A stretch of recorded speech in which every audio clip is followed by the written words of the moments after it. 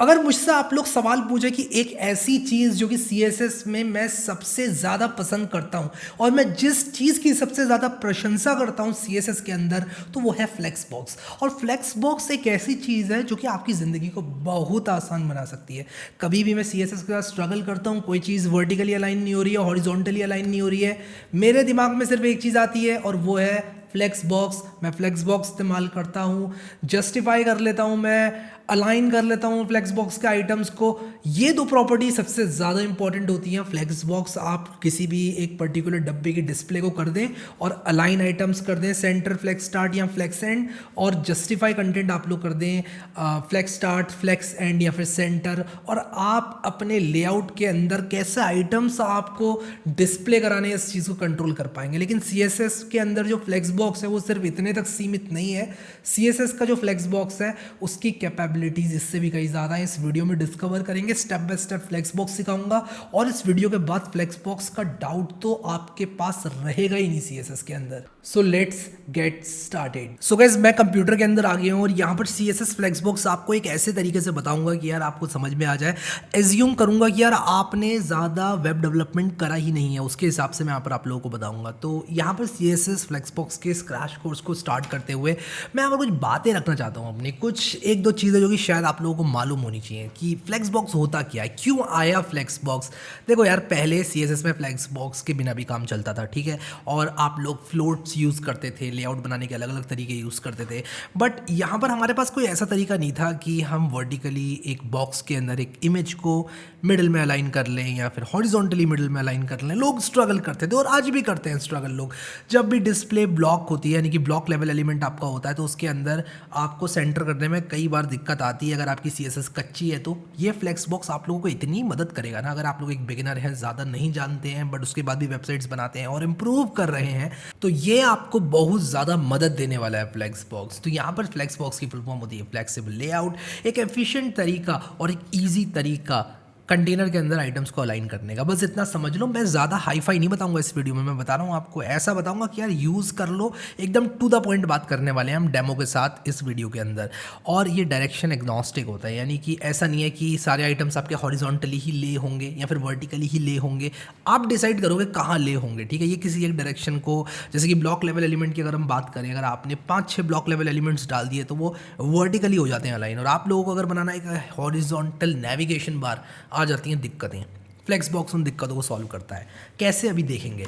तो यहाँ पर हमारे पास फ्लेक्स बॉक्स इन सारी दिक्कतों को सॉल्व करता है। और यहाँ पर एक क्विक विजुअलाइजेशन आप लोगों के लिए कि क्यों फ्लेक्स बॉक्स और कैसे फ्लेक्स बॉक्स इस्तेमाल करना है। तो कुछ चीज़ें जो कि शायद आप लोगों को मालूम होनी चाहिए अगर आप लोग फ्लेक्स बॉक्स इस्तेमाल कर रहे हैं। तो सबसे पहली चीज़ जो मैं आप लोगों को बताना चाहता हूँ वो है यहाँ पर एक फ्लेक्स बॉक्स। अगर आप इस डब्बे को एज्यूम करें तो हमारे पास दो चीज़ें होती हैं, एक तो होता है फ्लेक्स कंटेनर, एक होता है फ्लेक्स आइटम। यहाँ पर ये कुछ भी हाई फाई नहीं है, बहुत सिंपल करके बता रहा हूँ मैं आप लोग को, पहले ही बोल दूँ। फ्लेक्स कंटेनर वो कंटेनर है जिसके अंदर आइटम्स होंगे, और फ्लेक्स आइटम वो आइटम है जो कि कंटेनर के अंदर है। बहुत ही सिंपल सी चीज़ है, शायद मुझे बताने की ज़रूरत भी नहीं थी।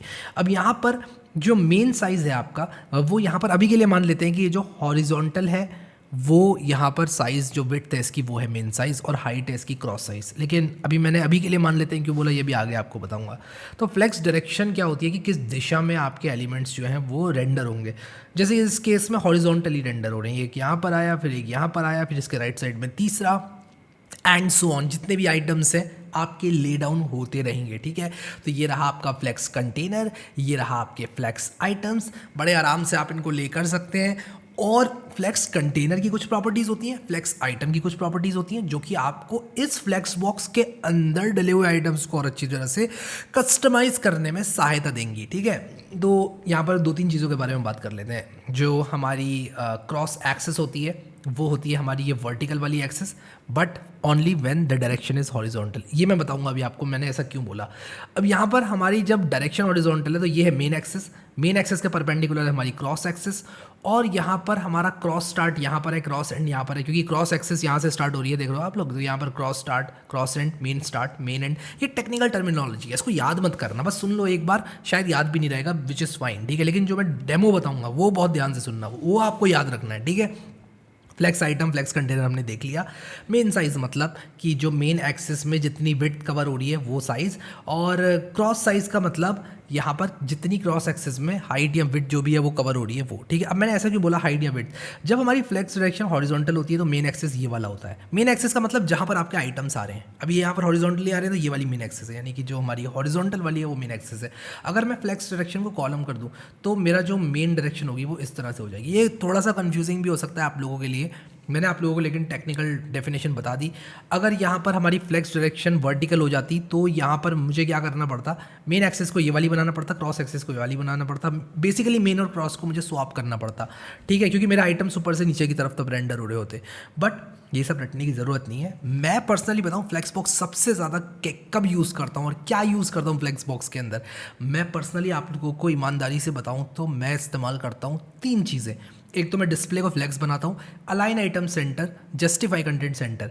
सबसे ज़्यादा मैं कहूँगा 70% मैं इस्तेमाल करता हूँ इन 3 प्रॉपर्टीज़ को बस। और इतने ये मुझे इतनी मदद देती है ना, मैं आपको बता नहीं सकता, इतना हेल्पफुल है ना ये 3 प्रॉपर्टीज़, बताऊंगा आप लोगों को आगे। तो यार थ्योरी में अभी मेरे पास सिर्फ इतना ही है। हम लोग चलेंगे जल्दी से और विजुअल स्टूडियो कोड में जाकर थोड़ी सी कोडिंग करेंगे। ज़्यादा मैं यहाँ पर स्लाइड रीड आउट करने पर भरोसा नहीं रखता हूँ।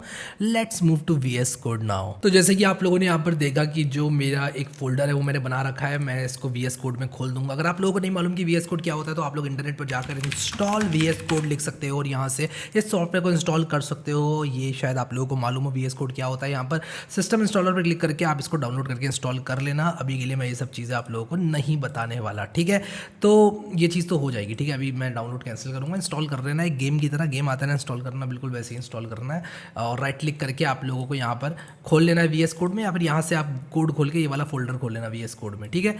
VS कोड सबको आता है। मैं यहाँ पर जल्दी से एक index.html बनाऊंगा। index.html बनाने के बाद यहाँ पर एक फाइल बन जाएगी और मैं एक्सक्लेमेशन और एंटर मारूंगा तो ये यहाँ पर मेरी M8 से ऑटो कंप्लीट हो जाएगा। मैं यहाँ पर डॉक्यूमेंट का नाम CSS फ्लेक्स बॉक्स, मैं इन सब चीज़ों में ज़्यादा टाइम वेस्ट नहीं करना चाहता। मैं यहाँ पर क्रैश कोर्स लिखूंगा, ठीक है। ज़्यादा टाइम नहीं लेंगे हम इस चीज़ में, ठीक है। और यहाँ पर अब आपको बताऊंगा क्या होता है CSS फ्लेक्स बॉक्स। मैं यहाँ पर जल्दी से एक style.css स्टाइल शीट भी बनाऊंगा और यहाँ पर जल्दी से इसको मैं इंक्लूड कर लूँगा, क्योंकि यार ये जो style.css है ये मैं यहाँ पर यूज़ करूँगा। एक एक्सटर्नल स्टाइल शीट, यहाँ पर जो भी CSS में लिखूँगा वो इस पेज पर अप्लाई होगी। मैंने एक एक्सटेंशन इंस्टॉल कर रखी है जिसका नाम लाइव सर्वर है। अगर आप लोग वेब डेवलपमेंट के अंदर हैं कुछ टाइम से तो आपको पता होगा क्या होता है, और अगर नहीं है हो सकता है आप नहीं भी करते हो इस चीज़ को इस्तेमाल, करो, अच्छी चीज़ है। लाइव सर्वर इंस्टॉल कर लेना आप लोग, ठीक है। इसको मैं बंद करता हूँ अभी के लिए। लाइव सर्वर जैसे आप लोग इंस्टॉल करोगे तो आप लोगों को यहाँ पर ऑप्शन मिल जाता है ओपन विद लाइव सर्वर का, ठीक है। कभी कभी यहाँ पर भी आता है ऑप्शन गो लाइव का, अभी पता नहीं क्यों नहीं आ रहा है मेरे पास गो लाइव का ऑप्शन।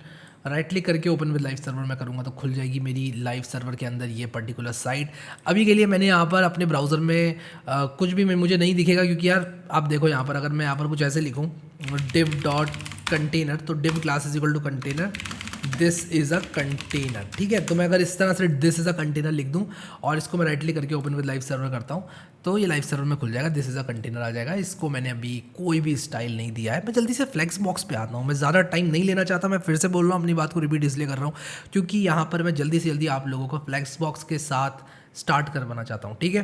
तो यहाँ पर एक कंटेनर बनाया है मैंने और इसको मैं क्या करूँगा, इसका नाम ही दे दूँगा, मैं क्लास ही दे दूँगा इसको फ्लेक्स कंटेनर, ठीक है। और यहाँ पर एक दूंगा मैं div.flex आइटम, ठीक है। और ये ज़रूरी नहीं है आपको फ्लेक्स कंटेनर और फ्लेक्स आइटम देना है, ऐसा नहीं है कि आपको फ्लेक्स कंटेनर फ्लेक्स आइटम देना है, आप f कंटेनर f आइटम भी दे सकते हो। मतलब मैं बता रहा हूँ आप लोगों को, कोई ऐसा ये नाम मेरा है। CSS के अंदर क्लासेस जो होती हैं वो आप अपने नाम से अपनी मर्जी की रख सकते हो, बस उन्हीं क्लासेस को CSS देना, ठीक है। फॉर एग्जाम्पल अगर मैं यहाँ पर कुछ भी CSS डालना चाहता हूँ इसमें तो मैं कुछ इस तरह से डाल सकता हूँ, और अगर मैं f आइटम में डालना चाहता हूँ कोई भी CSS तो मैं कुछ इस तरह से डाल सकता हूँ, ठीक है। यहाँ पर जो भी चीज़ मैं लिखूँगा CSS वो इस f आइटम पे अप्लाई हो जाएगी, ठीक है। अभी के लिए एम्प्टी है, एम्प्टी रखते हैं, ठीक है। मैं कम से कम 1 2 3 4 f आइटम रखूँगा और इनको मैं दे दूँगा इस तरह से 1 2 3 4, ठीक है। मैंने 4 नंबर डाल दिए इनके अंदर, और यहाँ पर नो सरप्राइजेस की ये 1 2 3 4 नीचे की तरफ दिखेंगे, क्यों?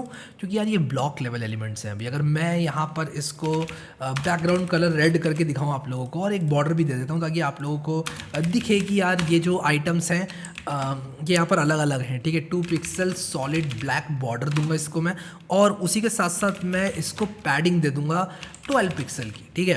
12 पिक्सल की पैडिंग मैंने दे दी। इनफैक्ट मुझे मार्जिन देनी चाहिए थी यार, ताकि क्योंकि पैडिंग अंदर से होती है, मार्जिन बाहर से होती है। अगर आप लोग को नहीं मालूम तो मार्जिन जो होती है वो बाहर से होती है, तो बाहर से स्पेसिंग मैंने दे दी है इनको। देखो पैडिंग अंदर से यानी कि 4 की और ये बॉर्डर की दूरी बढ़ जाती है अगर मैं पैडिंग देता, तो मुझे बढ़ानी है बाहर की दूरी। तो देखो ये इस तरह से रेंडर हो गए। शायद आप लोग को ये चाहिए हो, बट अगर मान लो आप एक नेविगेशन बार बनाना चाहते हो तो शायद आप लोग को ये नहीं चाहिए। आप चाहते हो ये सारे आइटम्स हॉरिजॉन्टली दिखाई पड़े। तो ये करने के लिए मुझे क्या करना पड़ेगा, मैं फ्लेक्स बॉक्स का इस्तेमाल कर सकता हूँ, और मैं आप लोगों को दिखाता हूँ यहाँ पर कैसे मैं फ्लेक्स बॉक्स का इस्तेमाल कर सकता हूँ। मैं जो कंटेनर है यानी कि जिसके अंदर ये आइटम्स हैं उनको मैं क्या करूँगा, इसके डिस्प्ले को फ्लेक्स कर दूंगा और मेरा फ्लेक्स बॉक्स इनिशियलाइज हो जाएगा। ये कंटेनर मेरा फ्लेक्स बॉक्स बन जाएगा। बट उससे भी पहले आइटम को थोड़ी सी और मैं चीज़ें देना चाहता हूँ, जैसे कि मैं यहाँ पर इसको विड्थ देना चाहता हूँ 122 पिक्सल, हाइट भी मैं इसको 122 पिक्सल देना चाहता हूँ। और आप लोग देखो विड्थ और हाइट देने से ये कुछ इस तरह से आ गए, डब्बे बन गए, ठीक है। तो मैं चाहता हूँ ये डब्बे हॉरिजॉन्टली आ जाएँ, ठीक है। तो अगर मैं चाहता हूँ ऐसा हो तो मैं क्या करूँगा कि इसकी डिस्प्ले को फ्लेक्स कर दूंगा। और मैंने आप लोगों को बताया था कि अगर आप डिस्प्ले फ्लेक्स करते हैं तो F container is now a flex box. और अगर मैं राइट क्लिक करके इंस्पेक्ट करूँ, oops not view page source, अगर मैं राइट क्लिक करके इंस्पेक्ट करूँ तो यहाँ पर देखो फ्लेक्स लिख कर आ गया है कि यहाँ पर इन्होंने टैग दे दिया गूगल क्रोम ने कि भाई ये एक फ्लेक्स बॉक्स है, ठीक है। तो एक फ्लेक्स बॉक्स बन चुका है, ठीक है। तो यहाँ पर आप लोग देख सकते हो एक फ्लेक्स बॉक्स इनिशियलाइज हो गया है। और आप लोगों ने एक चीज़ देखी कि नीचे की तरफ ना होकर अब आइटम्स मेरे हॉरिजॉन्टली आ रहे हैं। इसका मतलब फ्लेक्स की जो डायरेक्शन होती है, जो डिफ़ॉल्ट डायरेक्शन है वो हॉरिजॉन्टल होती है। और ऐसा पर्पसली किया गया है क्योंकि आप लोग जब भी फ्लेक्स बॉक्स का इस्तेमाल करते हैं तो आप इसलिए फ्लेक्स बॉक्स का इस्तेमाल करते हैं कि आप अपने डिफ़ॉल्ट अलाइनमेंट से खुश नहीं हैं। आप नहीं चाहते नीचे की तरफ तो आ ही रहते हैं आपके आइटम्स, आप कुछ चेंज चाहते हैं। शायद आप हॉरिजॉन्टली चाहते हैं, लेकिन आप लोग फ्लेक्स बॉक्स को वर्टिकली भी डायरेक्शन दे सकते हैं, कोई ऐसी बात नहीं है। तो हम लोग देखेंगे अभी सारी प्रॉपर्टीज़ फ्लेक्स बॉक्स की कि हॉरिजॉन्टल क्या, वर्टिकल क्या, किस तरह से क्या करना है, बहुत ही क्विकली बताऊंगा। और सबसे ज़्यादा यूज़ होने वाली प्रॉपर्टी भी आप लोगों को बताऊंगा। बट उससे भी पहले मैं क्या करूँगा, जो मेरा फ्लेक्स कंटेनर है मैं इसका बॉर्डर दे दूँगा 2 पिक्सल सॉलिड ग्रे। ऐसा मैं क्यों कर रहा हूँ, ताकि मुझे पता चले कि यार मेरा जो मेन कंटेनर है वो ये है और इस कंटेनर के अंदर ये आइटम्स हैं, ठीक है। तो अभी मेरा ये कंटेनर है जो कि एक फ्लेक्स बॉक्स बन चुका है। मैंने डिस्प्ले फ्लेक्स जैसे ही लिखा ये एक फ्लेक्स बॉक्स बन जाएगा। और यहाँ पर जो है 1 2 3 4 करके आइटम्स हैं इसके, ठीक है। क्या फ्लेक्स बॉक्स बनाने से सिर्फ मुझे एक ही एडवांटेज मिला कि मैं आइटम्स को हॉरिजॉन्टली डाल सकता हूँ? मैं कहूँगा नहीं, ऐसा नहीं है। बट सबसे बड़ा एडवांटेज मैं कहूँगा यही मिला कि ये जो आइटम्स हैं इनको मैं अब खिसका सकता हूँ इधर उधर, सेंटर, वर्टिकली मैं इनको जो है अलाइन कर सकता हूँ। और एक चीज़ और करूँगा मैं यहाँ पर जल्दी से आप लोगों को वर्टिकल अलाइनमेंट और बताने के लिए, मैं जो इसकी हाइट है, जो मेरा फ्लेक्स कंटेनर है उसकी हाइट को मैं 45 VH कर दूंगा। तो इसकी हाइट भी अभी मिल गई है। बाय डिफ़ॉल्ट टॉप लेफ्ट में है मेरे सारे के सारे आइटम्स, बट मैं इसको चेंज कर सकता हूँ। कैसे, ये मैं आप लोगों को बताता हूँ। अब हम लोग क्या करेंगे कि फ्लेक्स फ्लेक्स कंटेनर और फ्लेक्स आइटम इन दोनों की प्रॉपर्टीज़ को देखेंगे। अब एक बार हमने फ्लेक्स बॉक्स इनिशियलाइज कर लिया, हम 2 चीज़ें कर सकते हैं। नंबर 1 तो ये कि हम लोग फ्लेक्स आइटम पर कुछ लगा सकते हैं प्रॉपर्टीज़ और अलाइनमेंट उनका चेंज होते हुए देख सकते हैं, या फिर हम फ्लेक्स कंटेनर पर लगा सकते हैं कुछ प्रॉपर्टीज़ और अलाइनमेंट चेंज होता हुआ देख सकते हैं। तो सबसे पहले मैं फ्लेक्स कंटेनर पर आप लोगों को कुछ प्रॉपर्टीज़ लगा कर दिखाऊंगा जिससे कि आइटम्स इधर उधर जाएंगे, और क्यों जाएंगे ये भी हम डिस्कस करेंगे। तो जल्दी से क्विकली डिस्कस कर लेते हैं कि इन प्रॉपर्टीज़ की मैं बात कर रहा हूँ। जो डिस्प्ले प्रॉपर्टी थी वो मैंने फ्लेक्स कंटेनर पर ही लगाई थी, ये मैं आप लोग को बता दूँ। और ये जो प्रॉपर्टी थी ये हमें लगानी पड़ती है फ्लेक्स बॉक्स को इनिशियलाइज करने के लिए। ये प्रॉपर्टी हमसे ये कहती है कि यार ये कंटेनर अब से एक फ्लेक्स बॉक्स बन चुका है, यानी कि अब ये एक फ्लेक्स बॉक्स है। फ्लेक्स बॉक्स की सारी प्रॉपर्टीज़ अब हम इसमें लगा सकते हैं। तो सबसे पहले आपको फ्लेक्स बॉक्स बनाना पड़ेगा। एक डिस्प्ले फ्लेक्स लगाकर आपको किसी भी आइटम को, फ्लेक्स कंटेनर को फ्लेक्स बॉक्स बनाना पड़ेगा। किसी भी कंटेनर को फ्लेक्स बॉक्स बनाने के लिए डिस्प्ले फ्लेक्स आपको देना पड़ेगा, ठीक है। अब यहाँ पर जो सबसे पहली प्रॉपर्टी है वो मैं आप लोगों को बताना चाहता हूँ, फ्लेक्स डायरेक्शन, ठीक है। फ्लेक्स डायरेक्शन बाय डिफॉल्ट क्या होती है, रो होती है। तो अगर मैं फ्लेक्स डायरेक्शन को रो करूँ और आप लोगों को दिखाऊँ तो यहाँ पर देखो कुछ भी फर्क नहीं पड़ा, ये 1 2 3 4 इसी ऑर्डर में डिस्प्ले हो रहे थे। लेकिन अगर मैं फ्लेक्स डायरेक्शन को कॉलम कर देता हूँ, अगर मैं आप लोगों को कॉलम करके दिखा दूँ तो यहाँ पर देखो फ्लेक्स डायरेक्शन कॉलम में करूँगा तो ये कॉलम इस तरह से आ गए, यानी कि 1 2 3 4 इस तरह से आ गए। उसी के साथ साथ 2 और वैल्यूज़ होती हैं हमारे पास, एक होती है रो रिवर्स और एक होती है कॉलम रिवर्स। रो रिवर्स का मतलब रो में बट उल्टे ऑर्डर में, यानी कि यहाँ से आइटम ले होना स्टार्ट होंगे। और अगर मैं कॉलम रिवर्स की बात करूँ तो वो भी बिल्कुल आप समझ ही गए होंगे, नीचे से आपके आइटम्स ले होना स्टार्ट होंगे और उल्टी डायरेक्शन में 1 2 3 4, ठीक है। तो इस तरह से आपके आइटम्स जो है वो ले होना स्टार्ट होंगे। आई होप आप समझ गए। यहाँ पर फ्लेक्स डायरेक्शन एक बहुत ही सिंपल सी चीज़ है यार, आप लोग समझ ही गए होंगे, ठीक है। तो फ्लेक्स डायरेक्शन आप चेंज कर सकते हो, ठीक है। और इसके बाद जो मैं आप लोगों को सबसे इंपॉर्टेंट कह रहा था प्रॉपर्टी जो मैं बताना चाहूँगा, मैं अभी के लिए क्या करता हूँ, इसको हटा देता हूँ, फ्लेक्स डायरेक्शन को कॉलम रिवर्स हटा देता हूँ, मैं नहीं करना चाहता कॉलम रिवर्स, मैं अपने रो से ही खुश हूँ। अब अगर मुझे इन आइटम्स को सेंटर करना है तो मैं क्या कर सकता हूँ, मैं कुछ इस तरह से जस्टिफाई कंटेंट सेंटर लिख सकता हूँ। और यहाँ पर देखो जस्टिफाई कंटेंट सेंटर करने से सारे के सारे आइटम सेंटर पे आ गए, बड़े आराम से, बड़े प्यार से सेंटर पे आ गए। ठीक है, क्या मैं इनको इधर डाल सकता हूँ या फिर मैं लेफ्ट साइड पे डाल सकता हूँ? हाँ बिल्कुल डाल सकता हूँ। मुझे क्या यूज़ करना पड़ेगा, फ्लेक्स एंड यूज़ करना पड़ेगा एंड में डालने के लिए फ्लेक्स के यहाँ पर, और फ्लेक्स स्टार्ट यूज़ करना पड़ेगा यहाँ पर डालने के लिए। तो अगर मैं इसको फ्लेक्स स्टार्ट कर दूँ, मैं यहाँ पर जल्दी से फ्लेक्स स्टार्ट कर देता हूँ।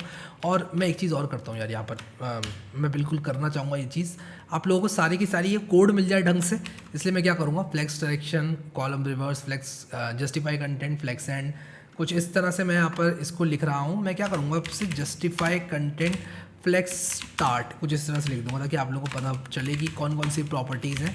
तो ये जस्टिफाई कंटेंट की मैंने 3 प्रॉपर्टीज़ लिख दी, centre flex start flex end. ठीक है, फ्लेक्स स्टार्ट करने से स्टार्टिंग पे आ जाता है, ये भी हमने देख लिया यहाँ पर, और मैं नहीं भी डालूंगा ये तब भी स्टार्टिंग में रहेगा। ठीक है, तो ये डिफ़ॉल्ट प्रॉपर्टी है, flex content flex start default होता है। ठीक है, सेंटर पे करने के लिए मैं जस्टिफाई कंटेंट सेंटर कर सकता हूँ।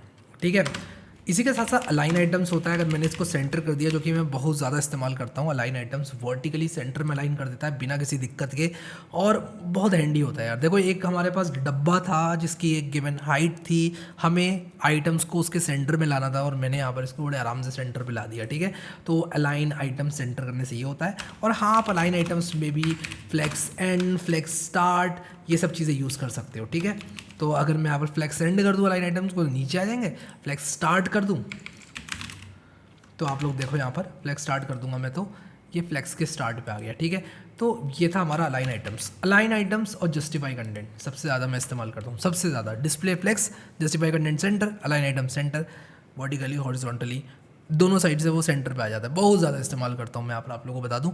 और यहाँ पर हमारे पास जस्टिफाई कंटेंट के कुछ और ऑप्शंस भी होते हैं जो कि मैं आप लोगों को बताना चाहूँगा, और मैं एक काम करता हूँ उनको यहाँ से बता देता हूँ, और मैं आपको बताता हूँ ये बहुत अच्छा तरीका है अगर आप लोग सीखना चाहते हैं। जस्टिफाई कंटेंट मैंने यहाँ पर लिखा हुआ है एक फ्लेक्स कंटेनर पर, एफ कंटेनर पर जस्टिफाई कंटेंट, अगर मैं यहाँ पर लिखूँ इस तरह से टैब दबाऊँ तो ये देखो सारे के सारे ऑप्शंस आ गए। देखो स्पेस इवनली में ये हो जाएगा कि भाई यहाँ की स्पेस, यहाँ की स्पेस, यहाँ की स्पेस सबकी सेम होगी। फिर स्पेस बिटवीन में क्या हो जाएगा कि भाई यहाँ पर और यहाँ पर स्पेस नहीं होगी, बीच में रहेगी बस स्पेस, जितनी भी स्पेस होगी वो इवनली डिस्ट्रीब्यूट हो जाएगी। स्पेस अराउंड में क्या होगा, इसके अपने इधर और इसके अपने इधर बराबर स्पेस रहेगी, फिर इसकी अपनी लेफ्ट साइड की अलग स्पेस होगी, इसलिए आपको यहाँ पर डबल दिख रही है स्पेस, तो ये स्पेस अराउंड हो जाता है। ठीक है, फिर यहाँ पर देखो अलग अलग वैल्यूज़ हैं, और flex end flex start centre space around space between space evenly, यही चीज़ आप इस्तेमाल कर सकते हो अलाइन कंटेंट में भी। ठीक है, अलाइन आइटम्स में भी, सॉरी अलाइन आइटम्स मैंने लिखा है यहाँ पर, अलाइन आइटम्स में भी। ठीक है, अलाइन आइटम्स में भी इस्तेमाल कर सकते हो ये चीज़ आप, और फ्लेक्स स्टार्ट कर सकते हो आप अलाइन आइटम्स को, फ्लेक्स एंड कर सकते हो। अब यहाँ पर हमारे पास ये चीज़ नहीं आएगी जो मैंने आपको अभी जस्टिफाई कंटेंट में बताई, क्या बताई थी मैंने, स्पेस बिटवीन स्पेस अराउंड, वो नहीं आएगी। अलाइन आइटम्स में आपको यहाँ पर अलग अलग वैल्यूज़ देखने को मिलनी है, एक तो बेस लाइन देखने को मिलेगी। ठीक है, फिर उसके बाद आपको यहाँ पर, अब मैं इसको ज़रा सा ऐसे कर देता हूँ ताकि आपको दिखे कि क्या हो रहा है। अगर मैं इसको बेस लाइन कर दूँ तो इसके टेक्स्ट की बेस लाइन जो है वो बराबर लाइन से आ जाएगी। अगर मैंने इसके टेक्स्ट को नीचे लिखा हुआ है तो ये सब एक साथ अलाइन हो जाएंगे बेस लाइन पर। ठीक है, सेंटर करूँगा तो सेंटर पे आ जाएंगे, तो आपको पता ही है। ठीक है, मैं आपको एक बात बताता हूँ यहाँ पर कि सेंटर सबसे ज़्यादा इस्तेमाल करोगे आप लोग, सबसे ज़्यादा मैं तो कहूँगा कि अगर अलाइन आइटम्स की यहाँ पर बात आती है 90% आप लोग सेंटर इस्तेमाल करोगे। सेंटर पे करना होता है हमें, जब भी हम लेआउट्स बनाते हैं तो बहुत बार सेंटर पे करने की ज़रूरत पड़ती है, और बाकी चीज़ें जो है और तरीक़ों से भी हो जाती हैं। तो शायद आप लोग फ्लेक्स स्टार्ट भी नहीं करोगे, फ्लेक्स एंड भी नहीं करोगे, वो सब आपको दूसरे तरीके पे मिल जाएंगे करने के, बट फ्लेक्स बॉक्स में वर्टिकली अलाइन सेंटर करना बहुत ज़्यादा आसान हो जाता है। ठीक है, तो आई होप कि आपको ये दोनों प्रॉपर्टीज़ भी समझ में आ गई। तो हमने यहाँ पर जो है अलाइन आइटम्स देख लिया, और उसी के साथ साथ हमने जस्टिफाई कंटेंट भी देख लिया, और ये जो है हमारी फ्लेक्स कंटेनर की प्रॉपर्टीज़ थी। और फ्लेक्स कंटेनर की कुछ और प्रॉपर्टीज़ भी होती हैं, जैसे कि फ्लेक्स रैप। तो फ्लेक्स रैप के बारे में मैं आपको बताता हूँ। अगर मैं इसको इंस्पेक्ट करूँ और मैं इसको रिस्पॉन्सिव बनाऊँ और मैं इसको छोटा करूँ, मैं यहाँ पर रिस्पॉन्सिव बनाकर इसको छोटा करके दिखाता हूँ आपको। देखो छोटा कर रहा हूँ तो कुछ नहीं हो रहा है। अगर कोई इसको फ़ोन में देखेगा तो ये ऐसा दिखेगा, अच्छा लग रहा है क्या? नहीं, शायद अच्छा नहीं लग रहा है। अगर ये ऊपर नीचे आ जाते फ़ोन में तो अच्छा लगता। तो मैं यहाँ पर अपने कंटेनर में फ्लैक्स रैप सेट कर देता हूँ और मैं फ्लैक्स रैप को रैप कर दूंगा सेट, ठीक है। तो ये रैप हो जाएंगे, यानी कि जब भी मैं इसको छोटा करूँगा तो ये देखो नीचे को आने लग गया, अब ये देख रहे हो नीचे को आने लग गया। अब तो मैं इसको यहाँ पर ऐसे छोटा करूँगा तो ये देखो रैप होना स्टार्ट हो गया और ये चीज़ बहुत आसान हो जाती है। उसी के साथ साथ अगर मैं यहाँ पर इसको और छोटा कर दूँ तो देखो ये 1 2 3 4 इस ऑर्डर में आ जाएंगे। अगर मैं इसको रैप रिवर्स कर देता, मैं यहाँ पर आप लोग को करके ही दिखा देता हूँ। अगर मैं फ्लैक्स रैप को रैप रिवर्स कर देता तब क्या होगा, अभी तो ये 1 2 3 4 इस ऑर्डर में दिख रहे हैं, ठीक है। मैं इसको छोटा करूँगा अगर तो ये उल्टे हो जाएंगे, देख रहे हो उल्टे होगा। ये 4 4 ऊपर है, उसके नीचे 3, उसके नीचे 2, उसके नीचे 1। यहाँ पर मैंने इसकी हाइट सेट कर रखी है इसलिए दिक्कत हो रही है। मैंने हाइट हटा दी अभी यहाँ पर क्योंकि मैंने जो है VH के टर्म्स में हाइट सेट कर रखी है। अगर मैं इसकी हाइट ऑटोमेटिक कर दूँ, इसको हटा दो तो यहाँ पर देखो 4 3 2 1 इस ऑर्डर में आ गए, ठीक है। तो ये चीज़ जो है बहुत ईजी हो जाती है फ्लैक्स रैप अगर हम लोग इस्तेमाल करते हैं। तो फ़ोन में आप लोग जो है रिस्पॉन्सिव लेआउट्स बना सकते हैं इस तरह से। अगर आपके वेबसाइट में सिर्फ कार्ड्स हैं, ठीक है, और आप चाहते हो कि एक गैलरी की तरह दिखें आपके डेस्कटॉप में और वो कार्ड्स फ़ोन में दिखें आपके ऊपर नीचे, तो फ्लैक्स रैप बहुत बढ़िया चीज़ है। नो रैप आप सेट कर सकते हो, उसको रैप सेट कर सकते हो, रैप रिवर्स सेट कर सकते हो। रैप रिवर्स में उल्टे वो रैप हो जाएंगे, ठीक है। इसके बाद हमारे पास एक शॉर्ट टर्म प्रॉपर्टी होती है फ्लैक्स फ्लो, जो कि मैं कहता हूँ कि आप रटने की ज़रूरत नहीं है आपको, बट मैं बता देता हूँ, ठीक है। फ्लैक्स फ्लो में आपको 2 प्रॉपर्टीज़ डालनी पड़ती हैं। पहली फ्लैक्स डायरेक्शन, जो कि मैं शायद कॉलम डालूंगा, और उसके बाद फ्लैक्स रैप, जो कि मैं रैप डालूंगा। तो ये 2 प्रॉपर्टीज़ आप एक ही प्रॉपर्टी से सेट कर सकते हो। अगेन रटने की ज़रूरत नहीं है, बता दिया मैंने यहाँ पर आप लोगों को बस करके, ठीक है। अलग अलग भी सेट कर सकते हो आप फ्लैक्स डायरेक्शन और फ्लैक्स रैप को, कोई ऐसी बात नहीं है, ठीक है। कोई ऐसी दिक्कत वाली बात नहीं है, आप 2 लाइन भी लिख सकते हो। वैसे भी VS कोड तो यार इतनी सजेशन देता ही है। अगर मैं FW लिखता हूँ तो यहाँ पर मुझे FWR लिखता हूँ तो कम से कम मुझे फ्लैक्स रैप यहाँ पर देखने को मिल ही जाता है, ठीक है। तो एंटर मार के ऑटो कंप्लीट हो जाता है। तो टाइपिंग भी अपनी ठीक ही है, तो कोई ऐसी दिक्कत नहीं है। टाइपिंग की प्रैक्टिस ही कर लेंगे, कुछ नहीं तो, ठीक है। तो ये चीज़ तो बिल्कुल भी कोई प्रॉब्लमेटिक यहाँ पर नहीं है, ठीक है।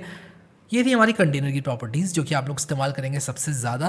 और अब आ जाते हैं चाइल्ड की प्रॉपर्टीज़ में। इन इंडिविजुअल चिल्ड्रन पे भी मैं सेट कर सकता हूँ कुछ हमारी प्रॉपर्टीज़, जिनकी बात अभी हम जल्दी से कर लेते हैं। इंडेक्स डॉट HTML में आकर मैं इसको ना एक क्लास दे देता हूँ item 1, ताकि मैं इस पर्टिकुलर आइटम को ही टारगेट करूँ। और मैं काम करता हूँ, ये चीज़ ना सबके साथ कर देता हूँ, मैं सबके साथ कर देता हूँ। आइटम डाल देता हूँ और आइटम 2 इसको आइटम 3 दे देता हूँ, इसको आइटम 4 दे देता हूँ। इससे क्या होगा, हर आइटम को एक अपनी क्लास मिल जाएगी। अब मैं इन इंडिविजुअल आइटम्स को टारगेट कर सकता हूँ। अगर मैं यहाँ पर आइटम 1 लिखूँ तो मैं इसका ऑर्डर सेट कर सकता हूँ। अगर मैंने इसका ऑर्डर 5 सेट कर दिया, 3 सेट कर दिया अगर, तो आप लोग यहाँ पर देखो कि ये 2 3 4 एंड में आ गया। ये 1 क्यों आया ये एंड में, क्योंकि जिसका सबसे बड़ा ऑर्डर होता है वो यहाँ पर सबसे एंड में आता है। अगर मैं आइटम 4 के ऑर्डर को इससे बड़ा कर दूंगा तो 4 बाद में आएगा। आपको दिखाता हूँ, जिसका ऑर्डर बड़ा वो सबसे अंत में आएगा, ऐसा समझ लो, ठीक है।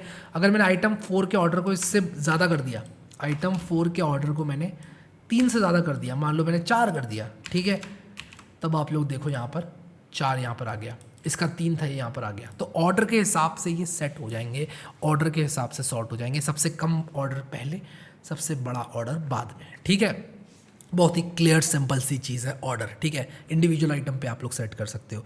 इसके बाद अगर आप किसी एक इंडिविजुअल आइटम को बढ़ाना चाहते हो तो आप फ्लेक्स ग्रो प्रॉपर्टी यूज़ कर सकते हो। फॉर एग्जांपल अगर मैं आइटम 1 पर फ्लेक्स ग्रो मान लो 3 कर देता हूँ तो यहाँ पर देखो जो आइटम 1 है वो थोड़ा बढ़ जाएगा, देख रहे हो ये बढ़ गया, आइटम 1 थोड़ा बढ़ गया। अगर मैं इसकी आइटम 4 की जो फ्लेक्स ग्रो है उसको बढ़ा दूँ तो यानी कि 2 कर दूँ तो क्या होगा कि ये बढ़ जाएगा, देखो ये भी बढ़ गया, 4 भी बढ़ गया, लेकिन उससे ज़्यादा 1 बढ़ा हुआ दिख रहा है क्योंकि इसकी मैंने फ्लेक्स ग्रो 3 कर रखी है। बाय डिफ़ॉल्ट फ्लेक्स ग्रो 1 होता है सारे आइटम्स का। अगर आपने इस नंबर को बढ़ाया तो आपको वृद्धि देखने को मिलेगी अपने आइटम्स की विड्थ में, अगर आप लोगों की फ्लेक्स डायरेक्शन रो है तो। जिस तरह से हमने फ्लेक्स ग्रो किया उसी तरह से हम फ्लेक्स श्रिंक भी कर सकते हैं। मैं आप लोगों को दिखाता हूँ मेरे कहने का क्या मतलब है। मैं फ्लेक्स ग्रो हटाता हूँ इन दोनों में से और मैं क्या करूँगा, फ्लेक्स श्रिंक कर दूंगा 2, ठीक है। अगर मैंने यहाँ पर फ्लेक्स श्रिंक को 2 किया तब होगा क्या, यहाँ पर तो कुछ भी देखने को नहीं मिलेगा। लेकिन अगर मैं इसको इंस्पेक्ट करूँ और यहाँ पर रिस्पॉन्सिव लेआउट में आपको दिखाऊँ तो आप इस आइटम को देखना जिस पर मैंने फ्लेक्स श्रिंक जो है 2 रखा हुआ है। जब मैं इसको छोटा करूँगा ना तब आप लोग देखना कि सबसे पहले ये श्रिंक होगा और सबसे ज़्यादा ये श्रिंक होगा। तो जब भी श्रिंक करने की ज़रूरत पड़ेगी तो ये जिम्मेदारी लेगा क्योंकि इसका फ्लेक्स श्रिंक सबसे ज़्यादा है। बाय डिफ़ॉल्ट जो फ्लेक्स श्रिंक है उसकी वैल्यू 1 है, लेकिन यहाँ पर ये वैल्यू जो है आप लोग बढ़ाकर इसकी श्रिंक होने की क्षमता को और बढ़ा सकते हो, ठीक है। कुल मिलाकर ये बात है, ठीक है। तो आई होप कि आप लोग को ये चीज़ समझ में आ गई। और इसके बाद एक और प्रॉपर्टी जो मैं आप लोगों को बताना चाहता हूँ, जो कि आप सबसे ज़्यादा यूज़ करना चाहोगे, वो है अलाइन सेल्फ। अगर मैं यहाँ पर अलाइन सेल्फ, मैं इसको ज़रा श्रिंक को हटा देता हूँ आइटम 1 में से, अगर मैं आइटम 1 के अलाइन सेल्फ को सेंटर कर दूँ कुछ इस तरह से, तब आप लोग यहाँ पर देखना कि ये सेंटर में अलाइन हो गया, सिर्फ ये सेंटर में अलाइन हो गया, यानी कि अब ये पालन नहीं करेगा इस कंटेनर के नियमों का, इसने अपने नियम बना लिए। सो या that was all about CSS flexbox. आप लोग इस वीडियो को देखने के बाद डेफिनेटली CSS फ्लेक्सबॉक्स जो है यूज़ करना स्टार्ट कर देंगे, और इसकी जो मदद मिलती है CSS फ्लेक्सबॉक्स को यूज़ करने की, उसको आप फील करना स्टार्ट कर देंगे। इसलिए मैंने एक वीडियो बनाया उन सारे बिगिनर्स के लिए जिन्होंने स्टार्ट किया वेब डेवलपमेंट, और शायद मेरा जो कोर्स देख रहे हैं वो लोग, अगर वो नहीं पहुँचे हैं फ्लेक्सबॉक्स तक, जिसमें कि मैं एज्यूम करता हूँ, जब मैं वहाँ पर फ्लेक्सबॉक्स बताता हूँ तो मैं एज्यूम करता हूँ कि आप लोगों को वो सारी चीज़ें आती हैं जो कि मैंने पहले बताई हैं, लेकिन इस वीडियो में मैंने ऐसे बताया कि आपको मैं एज्यूम नहीं करता हूँ कि सारी चीज़ें आती हों, ठीक है। तो यहाँ पर अगर आप लोग वेबसाइट्स अभी भी बनाते हैं तो यार फ्लेक्सबॉक्स क्योंकि एक बहुत स्ट्रॉन्ग टूल है, एक बहुत ही इंपॉर्टेंट टूल है, इसलिए मैंने सोचा एक वीडियो क्विकली बना दूँ मोस्ट इंपॉर्टेंट प्रॉपर्टीज़ के साथ। बट अगर आप लोगों ने मेरा वेब डेवलपमेंट का कोर्स नहीं देखा है तो ज़रूर देख लेना वेब डेवलपमेंट का कोर्स जाकर, और उसी के साथ साथ मैंने बहुत सारे एग्जाम्पल वेबसाइट्स बनाई हुई हैं इस कोर्स के अंदर भी, और उसी के साथ साथ एक प्लेलिस्ट है उसके अंदर भी मैंने बनाई हुई है, जिसमें मैंने बहुत अच्छे अच्छे प्रोजेक्ट्स किए हुए हैं। इसको ज़रूर एक्सेस करना सब लोग, मे बी आप लोग इस वीडियो के बाद इस प्लेलिस्ट को देखना कंसीडर कर सकते हैं। तो बहुत अच्छी अच्छी चीज़ें बनाई हैं, clock, Lamborghini, coding, snake game और चीट शीट टेम्पलेट। तो ये सारी चीज़ें जो है इसमें मैं और भी ऐड करूँगा, बट आप लोग को फ्लेक्सबॉक्स समझ में आया कि नहीं ये मुझे ज़रूर बताएं नीचे कमेंट सेक्शन में। सो गाइस आई होप कि आप लोगों को ये वीडियो पसंद आया, और आप लोगों ने जो जो चीज़ें मैंने यहाँ पर बताई हैं उसको इतना सीख लिया कि यार अपना जो अब नेक्स्ट प्रोजेक्ट होगा उसमें आप लोग इन सब चीज़ों को अप्लाई कर पाएंगे। अगर आप लोग वेब डेवलपमेंट शुरू से सीखना चाहते हैं तो मेरे पास पूरा कोर्स उसका अवेलेबल है, आप लोग चेकआउट कर सकते हैं। और उसी के साथ साथ मैंने एक कोडिंग डिस्कशन करके प्लेलिस्ट बनाई हुई है, उसको ज़रूर सब लोग देखें। उसके अंदर मैंने अपनी जर्नी पूरी शेयर की हुई है कि यार क्या चीज़ कब यूज़ करनी है, कौन सा tool as a web developer use करना है, कौन से वो प्रोजेक्ट्स हैं जो कि बहुत कम टाइम में आप लोग बना सकते हैं। तो उस पर्टिकुलर प्लेलिस्ट को भी ज़रूर इस वीडियो के बाद आप लोग चेकआउट करें, काफ़ी हेल्प आप लोगों को मिलने वाली है। उसी के साथ साथ मैंने HTML इन 1 वीडियो बनाया है, CSS इन 1 वीडियो बनाया है, और इनमें मैंने नोट्स दिए हुए हैं अपने हैंड रिटन। तो अगर आप उन वीडियो को पूरा भी वॉच नहीं करते हैं तो कम से कम नोट्स ज़रूर डाउनलोड कर लें। मैंने स्टेप बाय स्टेप पूरे नोट्स फॉलो करते हुए वो दोनों वीडियोज़ कवर किए। नोट्स जो हैं वो बहुत मेहनत से बने हुए हैं और बहुत ज़्यादा इफेक्टिव है, इसलिए ज़रूर जाकर डाउनलोड करना। अभी के लिए इस वीडियो में इतना ही guys. Thank you so much guys for watching this video, and I will see you next time.